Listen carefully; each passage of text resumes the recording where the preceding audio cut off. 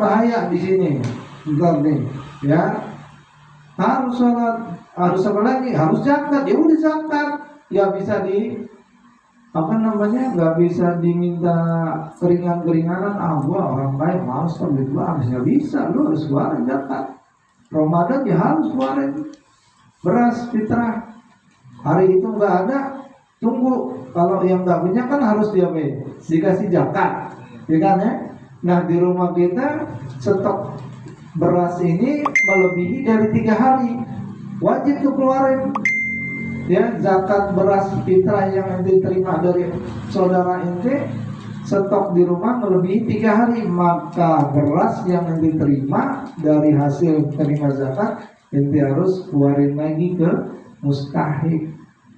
Ya, bukannya ente terima, enggak gue miskin, tapi lu kan terima udah banyak, udah 200 liter. Masa nggak keluar? Dari sono nerima, dari sono banyak nggak? Ya banyak. Kalau udah stok melebihi 3 hari, bahkan ada yang mengatakan sehari, wajib itu yang tadinya nerima, ya wajib mengeluarkan lagi tuh beras yang dia punya.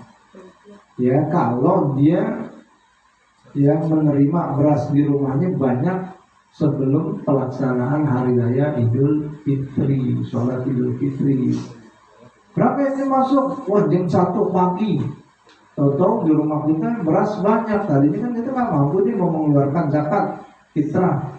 Ya ternyata jam 1 pagi ada serangan fajar. Bukan izin nih, bukan ya. Serangan fajar. Dikasih dari masjid, dari mana-mana ke rumah. Wah, tahu-tahu beras kita melebihi stok 2 hari, 3 hari, sehari. Nah, langsung tuh cari orang atau serahkan lagi kepada musola yang memang masih terima, atau siapa aja yang kira-kira harus kita beri. Buru-buru tuh, karena ini sudah menyatakan diri Islam, ya sudah Islam. Kalau Islam ya wajib sholat, kalau nggak sholat jangan beragama Islam. Ente mau kerja di mana? Di tim oren ada nggak peraturan? Ada. Kalau nggak ikut peraturan, giliran kerja aja takut, giliran sekolah, sholat aja berani banget. Ya, padahal siksaannya lebih berat orang yang ninggalin sholat ketimbang ninggalin kerja. Ente nggak kerja, iya berapa hari? 3 hari ya. Besok dikeluarin aja tuh SP. Saya masih begitu juga, dikeluarin aja. Apa digebukin ya di tempat kerja? Enggak. Cuma dikasih surat doang, takut dikasih surat. Dikasih surat tuh menyatakan bahwasanya nama yang tertera di bawah ini dinyatakan SP1. Ya. Ini apa nih? Kasusnya apa? Kasusnya sering bolos. Nah, takut gitu ya. Takut besok rapi aja jalan pagi-pagi. Giliran sholat santai-santai aja, malah pakai ngomong gini lagi ya. Ntar aja nih kalau udah beneran dikit baru sholat. Ntar aja nih kalau gue udah beneran dikit, atau ntar aja nih kalau udah tua-tuaan dikit baru sholatnya full. Ya. Gak bisa, karena sholat itu makanan batin rohani. Kalau perut makanan zohir, itu kerja baru dapat duit, itu namanya makanan zohir. Nah kalau makanan rohani itu sholat. Kalau zohir inti nggak makan menjadi banyak penyakit, lambung, apa lagi? Lambung, terus apa lagi? Lemas, kurang darah, tidak makan. Kurus Ya, rusak akhirnya badan. Rusak kalau inti nggak sholat, sama rohani inti jadi sakit. Sama orang bawaan gedek. Ya, udah gitu. Penyakit dengkinya akan timbul, penyakit siriknya, penyakit fitnahnya, penyakit macam-macam itu akan timbul dalam hati itu kalau yang nggak sholat. Ya kalau nggak sholat tuh yang dihantam hatinya menjadi sakit. Kalau nggak bekerja, nggak menghasilkan uang, yang sakit jasad inti. Ya, tadi jalannya tegak, belum makan, jalannya dengan dukung ini.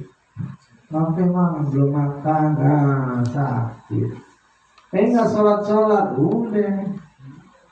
Ya, udah rusak udah. Ya,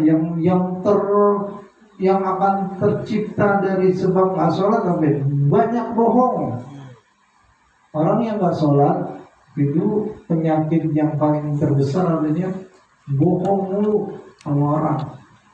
Ya, bohong. Pinjam duit nggak ganti, suruh kerja nggak kerja, suruh sekolah nggak sekolah. Jadi kalau ente mau lihat benernya orang, lihat di kesehariannya sholat apa enggak. Kalau di sholat, ya pasti insya Allah benar. Kalau dia nggak sholat, jangan kita lepas aja tuh duit kalau dipinjam.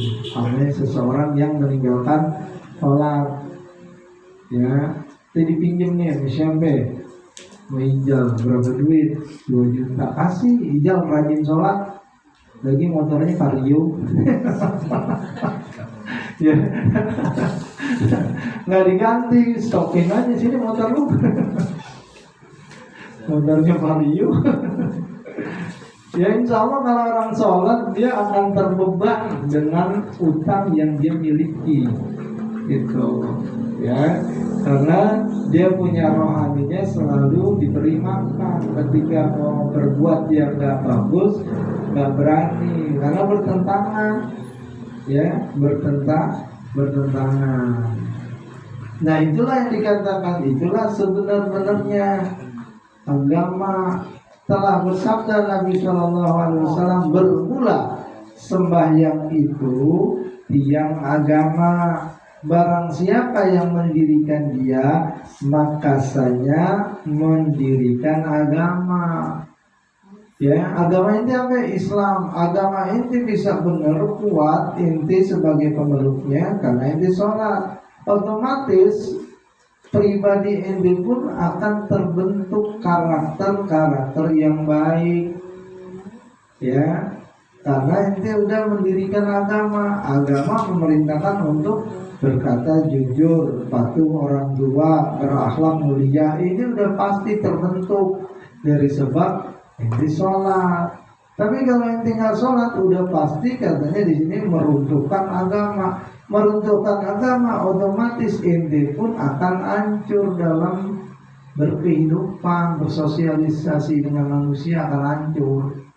Sebabnya apa? Nggak ada kependirian, nggak ada kepercayaan kepada diri sendiri. Orang Allah aja ente bohongin, Allah aja ente bohongin. Disuruh Allah sholat, ente kagak sholat, bohongin Allah gitu. Bohongin Allah, Allah aja dibohongin, apalagi jenis manusia. Ya, Allah aja dibohongin. Ditanya orang tua udah sholat, udah, padahal belum sholat. Ya, apalagi ukuran manusia pasti akan dibohongi. Runtuh agama, inti pun akan hancur dalam hidup, nggak akan merasa ketenangan karena udah menghancurkan dirinya sendiri, meruntuhkan agama terus. Dan barang siapa meninggalkan maka serasa-rasa, gitu ya. Di sini bahasanya serasa-rasa. Serasa-rasa ia meruntuhkan agama tuh. Ya. Qala Nabi sallallahu alaihi wasallam, ma bainal muslim wal munafiq illa tarkus shalah. Fa in tarukaha jahidan liwujubiha kana kafiran. Dan bersabda Nabi Sallallahu Alaihi Wasallam telah bersabda, telah diberi tiada berbeda Islam dan munafik melainkan orang yang meninggalkan sembahyang. Dan jika ditinggalkan padahal munkar akan kewajibannya adalah orang itu kafir. Na'udzubillah minha. Ya, jadi kalau dia Islam nggak sholat berarti disebutnya apa tadi? Munafik. Ya, munafik tempatnya di neraka paling bawah. Ditinggalin juga karena dia ditinggalin juga dengan kewajibannya dia. Naik tuh tadinya munafik menjadi kafir. Ya, kalau munafik Islamnya masih dikatakan diterima meskipun dia punya penyakitnya munafik. Nah, dia tinggalin terus dari penyakit munafik menjadi kafir. Ya, jadi kafir dia dapat ketetapan dari Rasul Sallallahu Alaihi Wasallam. Dan cerita daripada Nabi Sallallahu Alaihi Wasallam, barang siapa meringankan akan sembahyang maka disiksa atas 15 siksaan orang yang meninggalkan sholat, yang anggap ringan-ringan sholat. Ntar aja kalau udah tuaan dikit, ntar aja ya, kalau udah jam 2 baru mau sholat zuhur, ntar aja mulu ringan-ringanin itu sholat. Nah, dia akan diancam dengan 15 siksaan. 6 perkaranya di dunia. Nih 6 nih, orang yang gak sholat dapat siksa di dunia. Ingetin yang 6 nih. Ya, selesai dari ngaji kita ambil rangkuman, terutama nih anak-anak. Tanyain, itu kan udah berapa orang tuh? Satu orang harus satu hafal yang belakang. Ya, jadi bentar yang tukang nanyain Bang Odi ntar, ayo. Ya, yang hafal nanti susu jahe gratis ke Bang Odi. Suje. Ya, ntar bayarnya jahe merah. Ya, ada 6 siksaan orang yang meninggalkan sholat. Rama ingetin, ada 6 yang meninggalkan sholat, siksaannya selagi dia hidup di dunia. Perkara di alam dunia, kemudian dan 3 perkara ketika matinya. Ya, 6 lagi di dunia, 3 lagi mau matinya, dan 3 perkara di dalam kuburnya, dan 3 perkara daripada ketiga bertemu dengan Tuhannya. Maka sembah itu tanya ya, maka sahabatnya Rasulullah SAW, apa siksa yang di dalam dunia ini? Maka sabda Rasul, nih lihat ya, kata sahabat, apa siksa yang di dalam dunia ini? Maka sabda Rasul, pertama, orang yang masih hidup yang suka ninggalin sholat, diambil oleh Allah Ta'ala akan berkah pada umurnya. Ya, umurnya tuh diambil keberkahan. Jadi gimana kalau umurnya diambil keberkahannya? Gak pernah mau ibadah, disuruh sholat susah, disuruh ngaji panas, meringsang. Ya, kayak ikan ditaruh di daratan, kalau orang yang gak pernah sholat duduknya kagak bisa diem lagi ngaji, meringsang, tuh gak meringsang? Kebingsatan, nggak bisa duduk adem begini, nggak bisa begini, nggak bisa diem. Kenapa itu? Karena umur keberkahan dalam kebaikan dicabut. Maunya di mana nongkrongnya? Maunya nongkrongnya di pinggir jalan, megang minuman, megang rokok, megang gaple itu, demen dia tuh. Ya, kalau orang yang agak sholat, anteng tuh dia. Tapi kalau orang sholat duduk ya di pinggir got, main gaple, ya kemudian ngekek botol, itu dia nggak kena, nggak bisa. Karena memang udah dipelihara Allah umurnya. Yang modalnya sholat umurnya akan berkah. Berkahnya pokoknya dia nggak bakal senyatu dengan kemaksiatan, dengan ya amalan kebaikan, nggak akan nyatu.